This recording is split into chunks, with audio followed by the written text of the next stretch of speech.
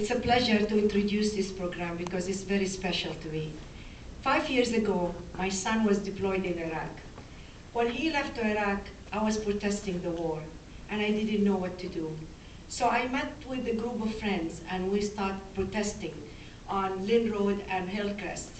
Every week we went there, and we were hoping that the war stopped, and we were not going to be there. But we could not stop the war.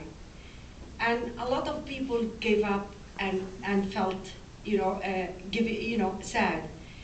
But the group we met, we decided instead of being sad and instead of giving up, to do something. So we met, and I remember the first meeting was in my house, and we invited the group, and we came.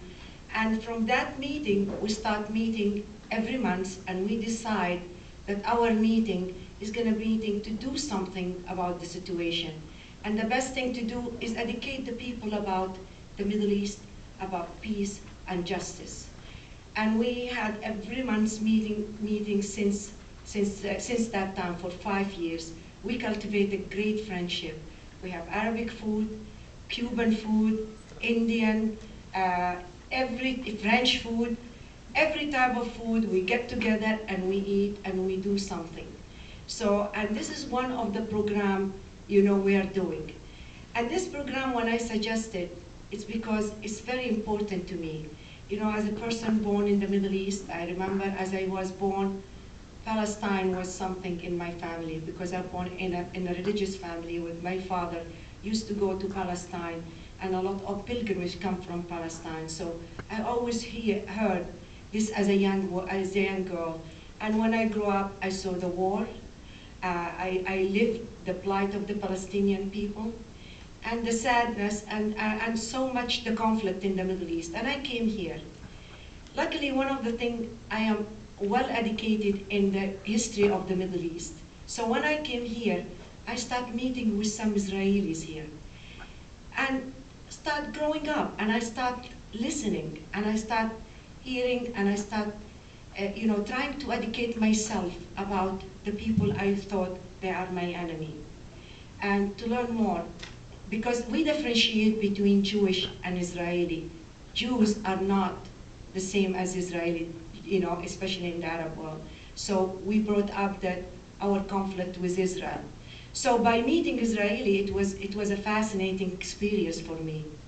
And I start listening, and I start cultivating this friendship, and I saw a lot of people also having the same anguish. I felt the fear of a lot of the Israeli, and I learned about their experience.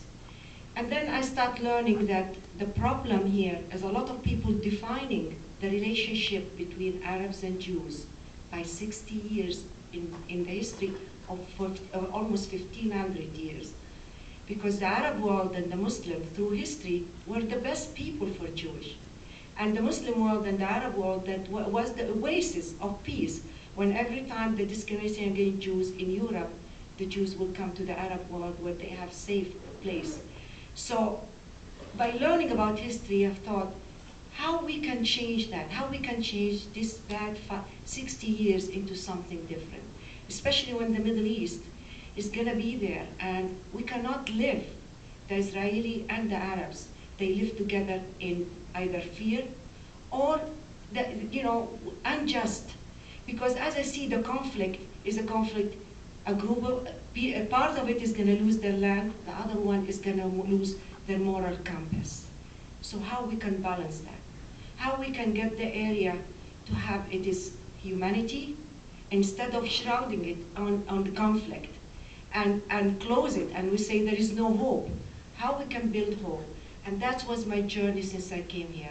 I went to several synagogues, I went to Jewish community group, and I talked to a lot of Jewish, and I was trying to learn, and I tried to cultivate this friendship, so that, it's not stereotype the Arabs or stereotype the Jews.